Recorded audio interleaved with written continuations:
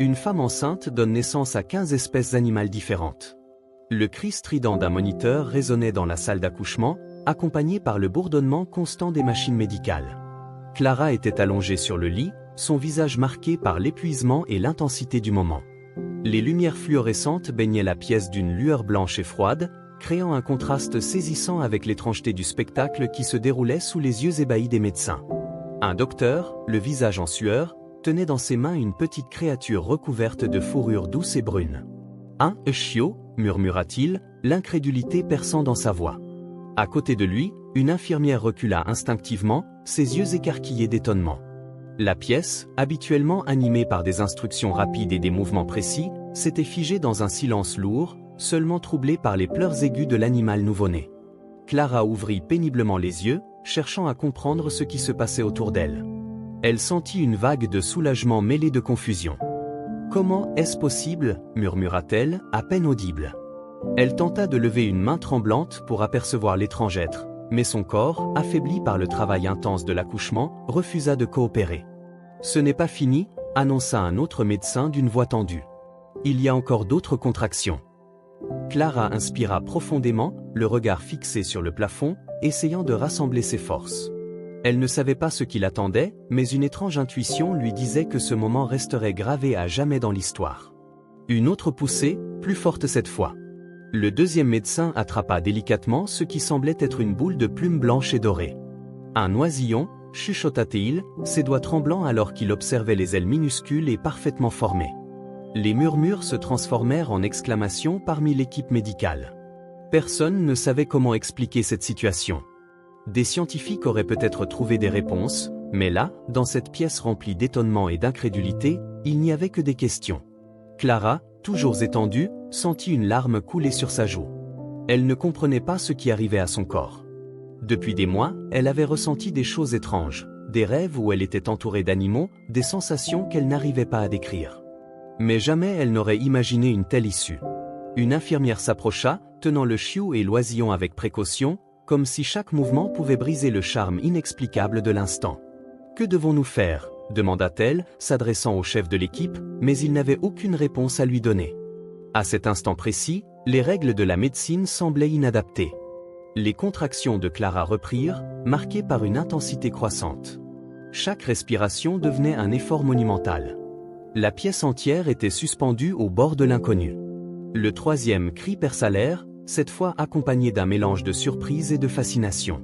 Ce fut un agneau minuscule, à la laine encore humide, qui fit son entrée dans le monde. Les minutes s'écoulèrent dans une atmosphère électrique. Chaque naissance ajoutait à l'étrangeté de l'événement. Un chaton miaulant doucement, une tortue minuscule dont la carapace brillait sous la lumière, un renard roux aux yeux encore fermés. Chaque être vivant était accueilli avec un mélange de stupeur et de respect. « C'est un miracle ou un cauchemar ?» murmura l'un des médecins, incapable de détourner le regard de ce qui se passait devant lui. « Nous devons appeler les autorités », ajouta-t-il, mais son supérieur secoua la tête. « Pas encore. Nous devons comprendre. » Pendant ce temps, Clara restait silencieuse, son esprit oscillant entre émerveillement et peur. Les pleurs des nouveau-nés emplissaient la pièce, formant une sorte de symphonie étrange et touchante. Elle sentit une connexion inexplicable avec chacun d'eux, comme si elles partageaient une part de leur existence. Lorsque le dernier animal fut mis au monde, un aiglon majestueux aux plumes d'un noir profond, la pièce entière sembla retenir son souffle. Le silence qui suivit fut presque assourdissant, chargé d'une émotion brute que personne ne savait comment exprimer. Clara, avec un effort surhumain, se redressa légèrement pour observer les petits êtres qui reposaient autour d'elle. Ils étaient soigneusement enveloppés dans des draps stériles, chacun étant examiné par des mains expertes. Mais pour Clara, ils n'étaient pas des sujets d'étude. Ils étaient ses enfants, chacun d'eux un fragment de son âme, inexplicable mais incontestable. Elle tendit les bras, et l'infirmière, hésitante, plaça doucement le chiot dans ses mains.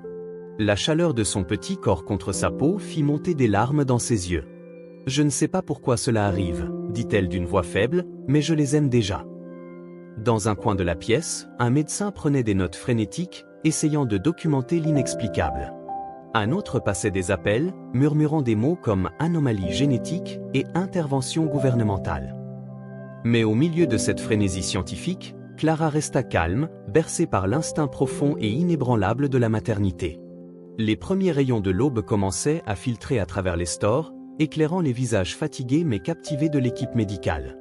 Ce qui s'était passé cette nuit-là défiait toute logique, mais il était clair pour tous que la vie de Clara et peut-être celle du monde entier venait de changer à jamais. Le soleil s'était levé complètement maintenant, inondant la chambre d'hôpital d'une lumière douce et dorée. Clara tenait encore le chiot dans ses bras, ses yeux parcourant la pièce où les autres nouveau-nés animaux étaient soigneusement alignés sur une table d'observation. Les infirmières allaient et venaient, murmurant entre elles dans un mélange d'émerveillement et de confusion. Chaque mouvement semblait empreint de précaution, comme si elles avaient peur de perturber un équilibre fragile. Un médecin, un homme âgé avec des lunettes épaisses et une calvitie avancée, s'approcha de Clara. Il avait dans les mains un carnet rempli de notes désordonnées, et ses lèvres étaient pincées dans une expression d'anxiété contenue. « Clara, nous devons parler de ce qui vient de se passer. Vous comprenez que c'est totalement inédit. » Clara leva les yeux vers lui, c'est très fatigué mais calme. « Je comprends que c'est inhabituel, répondit-elle doucement. Mais ce sont mes bébés. Peu importe à quoi ils ressemblent ou ce qu'ils sont à moi. » Le médecin se racla la gorge, cherchant ses mots. « Nous ne disons pas le contraire. Mais il y a des implications ici. Scientifiques, médicales, peut-être même sociales. Il est essentiel que nous comprenions comment cela a pu se produire. Nous avons besoin de faire des tests, d'examiner. » Clara serra le chiot un peu plus fort contre elle, un éclat de défi dans son regard. « Ils viennent juste de naître. Vous voulez les transformer en sujet d'étude avant même qu'ils aient eu la chance de respirer correctement ?» Une infirmière à proximité baissa les yeux, visiblement mal à l'aise. Le médecin tenta de tempérer la situation. « Ce n'est pas ce que nous disons. Mais comprenez que cette situation attire déjà une attention énorme. Les gens vont poser des questions, Clara. Les autorités vont intervenir. » Clara détourna le regard, ses pensées tourbillonnant. Elle savait qu'il avait raison. Depuis les premiers mois de sa grossesse, elle avait senti que quelque chose était différent. Les rêves étranges, les instincts animaux qui semblaient s'éveiller en elle, et maintenant, ce miracle inexplicable. Cela ne resterait pas caché longtemps. Mais l'idée que quelqu'un puisse lui retirer ses enfants, car c'est ainsi qu'elle les voyait, peu importe leur apparence, la remplissait d'une peur viscérale. Une autre contraction douloureuse la ramena à la réalité. Bien qu'elle ait accouché, son corps semblait encore en proie à une agitation intérieure. « Est-ce normal ?» demanda-t-elle d'une voix haletante, serrant les draps entre ses doigts. Le médecin fronça les sourcils, jetant un coup d'œil à l'infirmière qui tenait un moniteur. « Vos constantes sont stables, dit-il après un moment. Mais nous allons continuer à vous surveiller. Après tout, votre situation est unique. » Unique. Le mot résonnait dans son esprit. Était-ce vraiment cela? Une bénédiction? Une malédiction? Une exception à une règle que personne ne comprenait encore? Clara se sentait perdue, prise entre l'instinct maternel et l'énigme que représentait son propre corps. Pendant ce temps, les animaux semblaient remarquablement calmes, comme s'ils comprenaient la gravité de l'atmosphère autour d'eux. Le chaton s'était blotti contre le renard, tandis que l'agneau somnolait, sa respiration lente et régulière. L'aiglon, quant à lui, restait immobile, ses petits yeux fixant les médecins avec une intensité presque humaine. « Clara, » reprit le médecin, interrompant ses pensées. « Y a-t-il eu quelque chose d'inhabituel au début de votre grossesse? Des médicaments, une exposition à des substances particulières ?» Clara secoua la tête. « Rien de tout cela. J'ai eu une vie normale. Je travaille avec des animaux, mais je n'ai jamais été exposé à quelque chose de dangereux. » Il hocha lentement la tête, notant ses réponses. « Peut-être que vos antécédents familiaux pourraient offrir des indices ?» Clara haussa les épaules. « Mes parents sont tous les deux en bonne santé. Rien dans notre famille ne pourrait expliquer cela. » Les mots flottaient dans l'air, lourds d'incertitude. Le médecin soupira et se détourna, murmurant quelque chose à une infirmière. Clara sentit une vague de frustration monter en elle. Elle était fatiguée des questions, fatiguée d'être traitée comme un mystère à résoudre. Au même moment, un bruit provenant du couloir attira l'attention de tout le monde. Des voix graves et autoritaires, des bruits de bottes sur le sol carrelé. Clara tourna la tête juste à temps pour voir 3 hommes en costume sombre entrer dans la pièce. Ils portaient des badges officiels qui scintillaient sous la lumière. « Madame Dupont », dit l'un d'eux, s'approchant avec une expression neutre mais ferme. « Nous sommes ici au nom du gouvernement. Nous avons été informés de la situation, et nous devons prendre certaines mesures immédiates pour garantir la sécurité de tous. » Clara sentit son estomac se nouer. Quelle mesure ? Demanda-t-elle, sa voix tremblante mais déterminée. L'homme échangea un regard avec ses collègues avant de répondre. Nous devons emmener les animaux pour des tests approfondis. Nous comprenons que c'est une situation délicate, mais cela dépasse le cadre de votre vie personnelle. Les mots frappèrent Clara comme un coup de poing. Elle serra le chiot contre sa poitrine, ses mains tremblant de rage. Vous ne pouvez pas faire ça. Ce sont mes enfants. Vous n'avez aucun droit de me les enlever. L'homme ne broncha pas. Nous comprenons vos sentiments, madame. Mais ce n'est pas une question de droit ou de choix. C'est une question de sécurité nationale. Le silence qui suivit était presque insupportable. Les médecins et les infirmières regardaient la scène sans oser intervenir, pris entre leurs devoirs professionnels et leur compassion humaine. Clara, quant à elle, sentit une force nouvelle s'éveiller en elle. Une détermination qu'elle n'avait jamais connue auparavant. Elle posa le chiot sur le lit et se redressa, malgré la douleur qui tiraillait encore son corps. « Vous devrez passer sur mon cadavre pour les toucher », dit-elle d'une voix froide, ses yeux brûlant d'une intensité farouche. L'homme fronça les sourcils, visiblement pris au dépourvu par sa résistance. « Madame, ce n'est pas nécessairement un combat que vous voulez mener. » Mais Clara savait que c'était un combat qu'elle ne pouvait pas perdre. Un silence oppressant s'installa dans la pièce. Clara, debout malgré sa faiblesse, fixait les hommes en costume avec une détermination qui semblait surprendre tout le monde, y compris elle-même. Ses mains tremblaient, mais son regard ne vacillait pas. Elle savait qu'elle n'avait pas beaucoup de temps avant qu'il ne passe à l'action. « Madame Dupont, ce n'est pas une discussion », insista l'un des hommes en costume, visiblement irrité par sa résistance. « Si vous refusez de coopérer, nous serons obligés de prendre des mesures plus directes. » Clara sentit un frisson de panique parcourir son échine, mais elle le maîtrisa rapidement. Elle savait que perdre son sang-froid ne ferait qu'aggraver la situation. Elle jeta un coup d'œil rapide aux animaux sur la table d'observation. Ils semblaient étrangement calmes, leurs petits corps regroupés comme s'ils se protégeaient mutuellement. « Ce sont des êtres vivants, tout comme nous, » déclara-t-elle, sa voix tremblante mais emplie de conviction. « Vous ne pouvez pas les traiter comme de simples objets d'étude. » Les hommes échangèrent des regards lourds de sens, visiblement exaspérés par ce qu'ils considéraient comme une perte de temps. L'un d'eux sortit un téléphone et commença à murmurer quelque chose, probablement en train de demander des renforts. Clara comprit que les choses allaient bientôt empirer. Soudain, l'un des médecins s'avança timidement. C'était une femme d'une cinquantaine d'années, ses cheveux gris soigneusement attachés en un chignon. « Peut-être pourrions-nous envisager une solution intermédiaire », suggéra-t-elle, sa voix mesurée. « Les animaux peuvent rester ici sous observation médicale pendant que nous effectuons des analyses limitées. Cela permettrait de respecter les droits de Madame Dupont tout en répondant aux préoccupations du gouvernement. » Les agents se tournèrent vers elle, l'un d'eux haussant un sourcil. « Et comment pensez-vous gérer cela sans compromettre la sécurité nationale ?» La médecin ne se laissa pas intimider. « Nous avons des protocoles stricts ici, et l'hôpital est sous surveillance constante. Si vous voulez des résultats, il est préférable que ces animaux soient examinés dans un environnement où ils sont en sécurité et où ils peuvent être traités avec soin. » Clara, bien qu'initialement méfiante, sentit une étincelle d'espoir. Elle ne faisait pas entièrement confiance au médecin, mais cette femme semblait sincère dans son désir de trouver un compromis. « Je suis d'accord avec ça », déclara Clara rapidement, avant que les agents ne puissent objecter. « Ils ne quitteront pas cet hôpital. » Les hommes en costume semblèrent hésiter un instant, pesant les risques et les bénéfices. Finalement, l'un d'eux hocha la tête à contre-cœur. « Très bien. Mais sachez que nous surveillerons chaque mouvement. Si quoi que ce soit nous semble suspect, nous interviendrons immédiatement. » Clara soupira de soulagement, bien que sa tension ne disparût pas complètement. Elle savait que c'était une victoire temporaire, mais pour l'instant, elle avait gagné un peu de temps. Pendant les jours qui suivirent, Clara resta à l'hôpital sous observation constante. Les animaux, ses bébés, étaient gardés dans une salle spéciale adjacente, où ils recevaient les soins nécessaires. Clara passait autant de temps que possible avec eux, établissant un lien profond avec chacun. Le chiot la suivait du regard à chaque mouvement, tandis que le chaton s'agrippait souvent à sa manche avec ses petites griffes.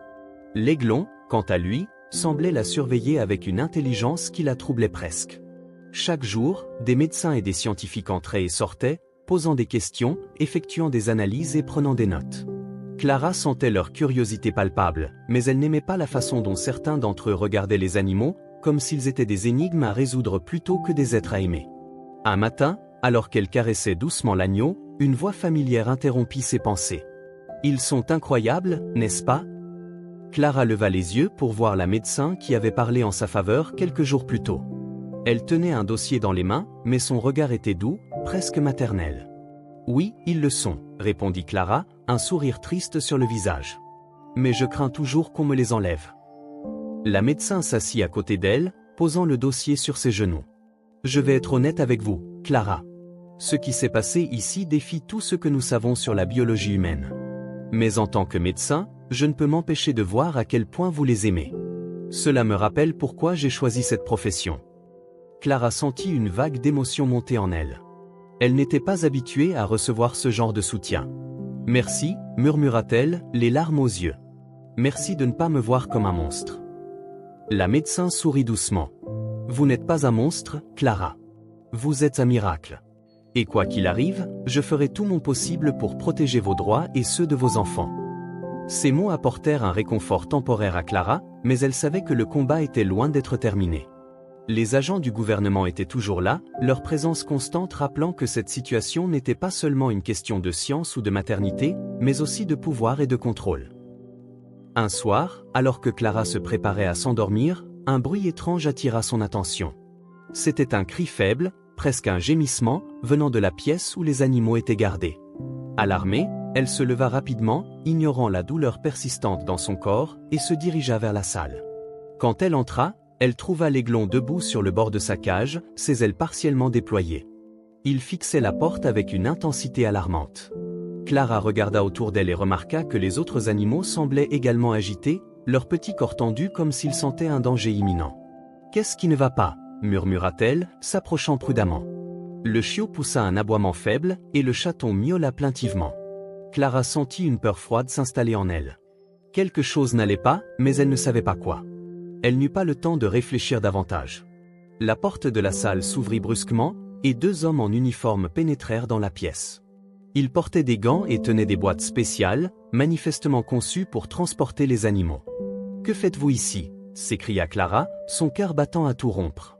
Les hommes échangèrent un regard, visiblement surpris de la trouver là. « Ordre du gouvernement » répondit l'un d'eux d'une voix sèche. « Ces spécimens doivent être transférés immédiatement. » Clara sentit une colère bouillonnante monter en elle. « Vous n'avez pas le droit de les emmener. » L'homme la fixa froidement. « Nous avons tous les droits nécessaires, madame. Maintenant, écartez-vous. » Mais Clara ne bougea pas. Elle se plaça devant les cages, les bras tendus comme pour protéger ses enfants. « Vous devrez me passer sur le corps, » dit-elle, sa voix tremblante mais déterminée. Les hommes hésitèrent, mais l'un d'eux avança, tendant une main pour la pousser doucement de côté. Avant qu'il ne puisse la toucher, un bruit sourd résonna dans la pièce. Clara se tourna et vit l'aiglon s'élancer hors de sa cage, ses ailes battant avec une force surprenante pour une si petite créature. Il se dirigea droit vers l'homme, le forçant à reculer.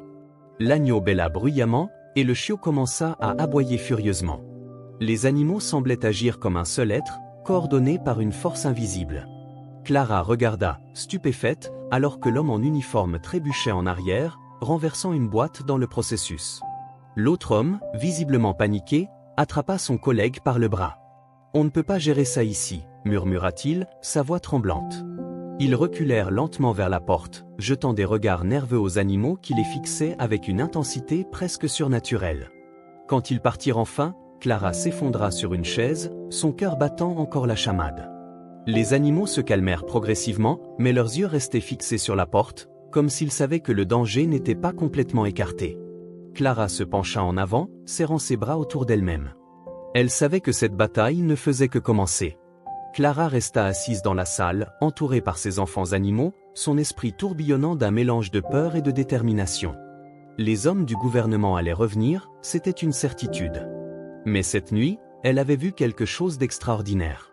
Ces animaux n'étaient pas seulement des créatures nées d'un miracle inexplicable. Ils étaient spéciaux, uniques, peut-être même doués d'une intelligence qui défiait la compréhension humaine.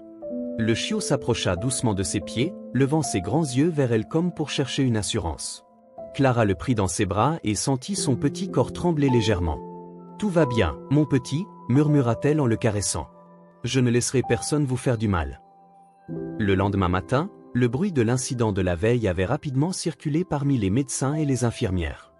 L'équipe semblait plus nerveuse, leurs murmures résonnant dans les couloirs comme une rumeur croissante. Clara était assise dans sa chambre, une tasse de thé tiède entre les mains, lorsque la médecin qui l'avait soutenue entra. « Clara » dit-elle doucement, refermant la porte derrière elle. « Je dois vous parler de ce qui s'est passé hier soir. » Clara leva les yeux, c'est très marqué par la fatigue. « Vous savez que les agents vont revenir, » répondit-elle. « Ils ne vont pas abandonner. » La médecin hocha lentement la tête. « Oui, mais ce que j'ai entendu, à propos de la réaction des animaux.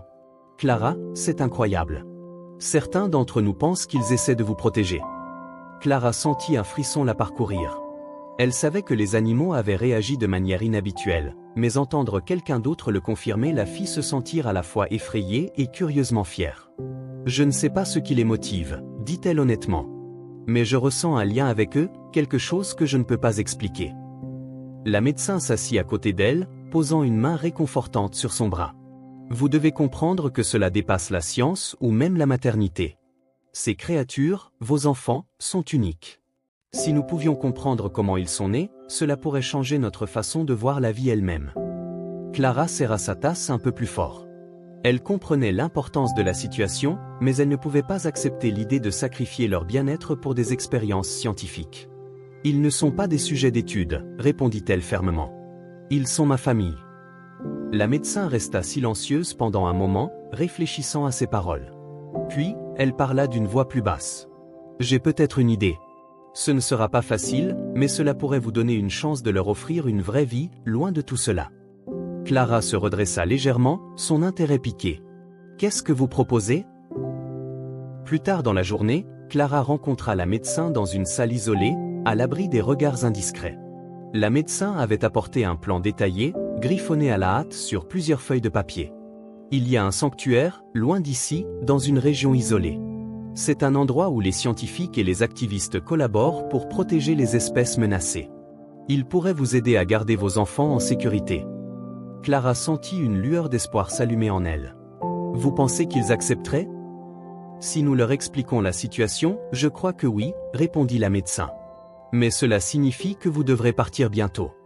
Les agents du gouvernement ne vous laisseront pas tranquille, et plus vous restez ici, plus ils auront de chances de mettre la main sur eux. Clara hésita. L'idée de tout quitter, de disparaître avec ses enfants, était terrifiante. Mais elle savait que c'était peut-être leur seule chance. D'accord, dit-elle finalement, sa voix remplie de détermination. Dites-moi ce que je dois faire. Le plan fut mis en œuvre rapidement. Pendant les 2 jours suivants, Clara resta dans sa chambre, faisant semblant de coopérer avec les tests médicaux tout en préparant secrètement son départ. La médecin coordonnait tout avec soin, organisant un transport discret et contactant ses contacts au sanctuaire. Les animaux semblaient ressentir l'urgence de la situation. Le chiot restait constamment près de Clara, tandis que l'aiglon surveillait chaque mouvement dans la pièce, comme un petit soldat en alerte. Clara sentait leur énergie, leur confiance en elle, et cela lui donnait la force de continuer. Le soir du départ arriva enfin. Clara et la médecin attendirent que les couloirs de l'hôpital soient calmes, presque déserts, avant de se mettre en mouvement. Les animaux, chacun soigneusement placé dans des caisses discrètes, furent transportés dans un petit camion par une équipe de confiance. Clara monta à l'arrière du camion, serrant le chiot dans ses bras. La médecin se tenait près de la porte, un regard inquiet sur son visage. « Bonne chance, Clara, » murmura-t-elle. « Je vais faire tout ce que je peux pour couvrir vos traces ici. » Clara hocha la tête, les larmes aux yeux. « Merci, pour tout. » Les portes se refermèrent, plongeant l'intérieur du camion dans une semi-obscurité. Le moteur démarra, et Clara sentit le véhicule commencer à bouger. C'était le début d'une nouvelle vie, une chance de protéger ceux qu'elle aimait. Mais elle savait que le chemin serait semé d'embûches. Le trajet vers le sanctuaire était long et éprouvant. Clara passait la plupart du temps à rassurer les animaux, leur murmurant des mots doux et caressant leur petite tête. Le chiot, comme toujours, restait proche d'elle, son corps chaud contre le sien. Cependant, à mi-chemin, le camion s'arrêta brusquement. Clara sentit son cœur s'arrêter. Elle entendit des voix à l'extérieur, des hommes parlant d'un ton autoritaire. Des contrôles routiers, pensa-t-elle, la panique montant en elle. Le conducteur ouvrit la petite fenêtre qui séparait la cabine de l'arrière du camion. « Restez calme, » murmura-t-il. « Je vais gérer ça. » Clara retint son souffle alors que les voix devenaient plus fortes. Elle entendit des questions, des bruits de papier, puis un long silence. Finalement, le moteur redémarra, et le camion reprit sa route. Clara se détendit légèrement, mais son cœur continuait de battre à tout rompre. Quand ils atteignirent enfin le sanctuaire, l'aube commençait à poindre à l'horizon. L'endroit était magnifique, entouré de forêts denses et de collines verdoyantes. Des bâtiments en bois s'étendaient çà et là, et Clara pouvait voir des enclos pour les animaux, chacun spacieux et soigneusement entretenu. Elle fut accueillie par un homme d'âge moyen au sourire chaleureux. « Vous devez être Clara » dit-il en tendant la main. « Je suis Antoine, le directeur du sanctuaire. Nous avons été informés de votre situation. Vous êtes en sécurité ici. » Clara sentit un poids immense se lever de ses épaules. Pour la première fois depuis des semaines, elle se permit de respirer profondément. « Merci » murmura-t-elle, les larmes coulant sur ses joues. « Merci de nous aider. » Antoine hocha la tête. « Ces petits sont spéciaux, pas seulement pour vous, mais pour le monde entier. Nous ferons tout notre possible pour qu'ils soient en sécurité et heureux. » Au cours des semaines suivantes, Clara s'adapta à sa nouvelle vie au sanctuaire. Les animaux s'épanouirent dans leur nouvel environnement, chacun montrant des traits de comportement fascinants. L'aiglon développa rapidement ses ailes, apprenant à voler avec une grâce étonnante. Le chaton, curieux et joueur, explorait chaque recoin du sanctuaire. Et le chiot, toujours loyal, ne quittait jamais Clara. Pourtant, Clara savait que leur sécurité restait fragile. Le gouvernement n'avait pas oublié, et elle vivait avec la peur constante qu'ils soient retrouvés. Mais ici, entourée par la nature et des personnes bienveillantes, elle trouva une lueur d'espoir. Peut-être, juste peut-être, qu'ils pourraient vivre une vie normale. Elle se tenait souvent à l'orée de la forêt, regardant l'horizon avec un mélange de gratitude et d'appréhension. Ces animaux, ces enfants, lui avaient donné une raison de se battre, une raison de croire en l'impossible. Et pour cela, elle était prête à tout sacrifier. 10 Extended Continuation bring us deeper into Clara's struggle and the journey to protect her children, covering her escape and the sanctuary. Shall I continue the story further to reach the full 10,000 word? Let me know. Les semaines passèrent, et Clara commença à trouver un semblant de stabilité dans sa nouvelle vie au sanctuaire. Chaque matin, elle se levait tôt pour s'occuper des animaux, les nourrir, les câliner et observer leur comportement fascinant. Ils n'étaient pas simplement des nouveau-nés ordinaires, chacun d'eux semblait posséder une caractéristique ou une aptitude particulière. L'aiglon, qui grandissait rapidement, démontrait une capacité impressionnante à détecter les mouvements à des kilomètres. Clara l'avait vu, un matin, avertir le personnel du sanctuaire d'un animal blessé coincé dans la forêt. Le chiot, toujours fidèle, montrait une intelligence émotionnelle hors du commun, réconfortant les autres animaux et les humains quand ils étaient stressés. Même le petit renard, pourtant encore jeune, semblait posséder une ruse et une capacité d'adaptation qui surpassaient tout ce qu'elle avait vu. Clara se tenait souvent près de l'enclos principal, où ses enfants animaux jouaient et exploraient leur nouvel environnement. Elle se sentait remplie de fierté en les voyant s'épanouir. Mais une ombre continuait de planer au-dessus d'elle, la peur que le gouvernement ne les retrouve. Un soir, alors que Clara rentrait dans sa petite cabane au sanctuaire, Antoine l'attendait sur le seuil. Son expression était grave, et Clara sentit immédiatement son cœur se serrer. « Ils nous ont trouvés, n'est-ce pas ?» murmura-t-elle, ses mains tremblantes. Antoine hocha lentement la tête. « Un informateur nous a averti qu'une équipe du gouvernement est en route. Ils ne savent pas encore exactement où nous sommes, mais ils se rapprochent. » Clara sentit un mélange de terreur et de colère monter en elle. « Nous devons faire quelque chose, » dit-elle d'une voix ferme. « Je ne vais pas les laisser leur faire du mal. » Antoine posa une main rassurante sur son épaule. « Nous avons un plan. Le sanctuaire a des tunnels souterrains, utilisés autrefois pour protéger des espèces menacées pendant les périodes de conflit. Nous allons déplacer les animaux là-bas pour les cacher. » Clara hocha la tête, se cramponnant à cette lueur d'espoir. « Je vais vous aider. » Cette nuit-là, le sanctuaire entier s'anima dans une discrétion fébrile. Les membres du personnel, habitués à protéger des animaux en danger, travaillaient rapidement pour transporter les nouveau-nés dans les tunnels. Clara restait près d'eux, parlant doucement à ses enfants pour les apaiser. L'aiglon, comme s'il sentait l'urgence de la situation, déployait ses ailes pour surveiller les environs. Clara remarqua à quel point il semblait alerte, ses yeux perçant l'obscurité avec une précision presque surnaturelle. Le chiot, quant à lui, restait à ses côtés, ses petits aboiements signalant toute perturbation. Au bout de quelques heures, tous les animaux étaient installés dans les tunnels. Clara resta avec eux, assise sur le sol froid, entourée de ses enfants. Elle les observa un à un, se demandant comment ces petits êtres pouvaient représenter une telle menace pour le monde extérieur. Le lendemain matin, le sanctuaire fut entouré. Des hélicoptères survolaient la région, et des véhicules noirs pénétrèrent sur le chemin de terre menant à l'entrée principale. Clara et Antoine, cachés dans les tunnels, écoutaient avec appréhension les bruits de bottes et de voix autoritaires. Antoine murmura à Clara, « Nous devons rester calmes. Ils ne trouveront rien si nous gardons notre position. » Mais Clara savait que cela ne suffirait pas. Elle sentit une force grandir en elle, un instinct protecteur si puissant qu'il éclipsait sa peur. « Je vais sortir », déclara-t-elle soudain. Antoine la regarda avec incrédulité. « Non, c'est trop dangereux. » Clara secoua la tête. « Si je ne fais rien, ils fouilleront chaque recoin de ce sanctuaire jusqu'à ce qu'ils trouvent ce qu'ils cherchent. Je dois les distraire. » Avant qu'Antoine ne puisse l'arrêter, Clara sortit des tunnels et se dirigea vers l'entrée principale.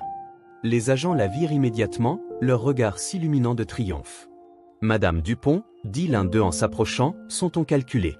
Nous savions que vous étiez ici. » Clara leva les mains, montrant qu'elle n'était pas armée. « Vous n'avez rien à trouver ici, déclara-t-elle calmement.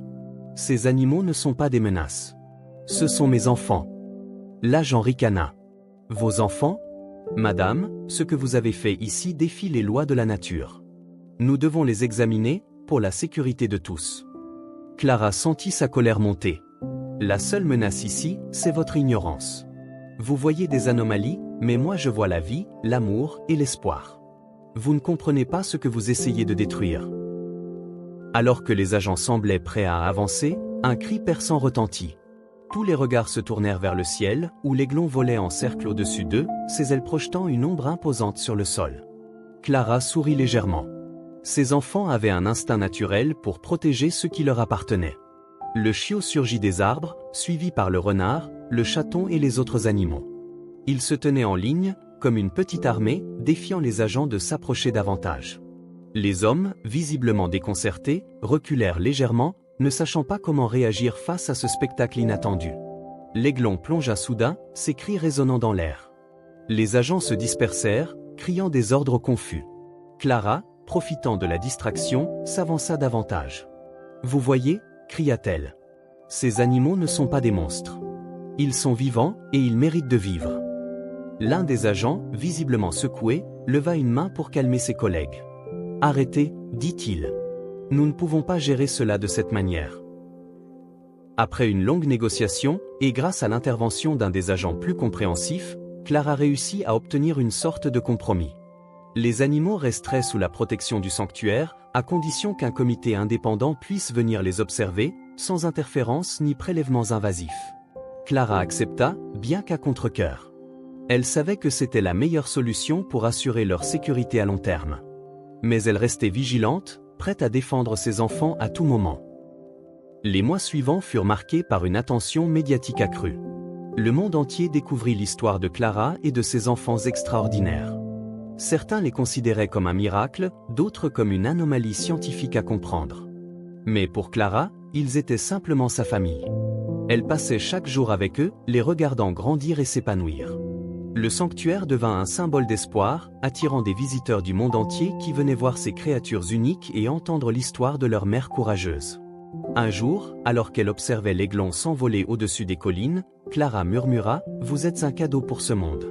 Et je ferai tout pour que ce monde vous mérite. » Et c'est ainsi que Clara et ses enfants commencèrent une nouvelle vie, une vie remplie de défis, mais aussi d'amour, de découverte et de résilience. Leurs liens indéfectibles et leur histoire extraordinaire continuaient d'inspirer ceux qui les rencontraient, prouvant que même dans l'inconnu, l'amour pouvait triompher.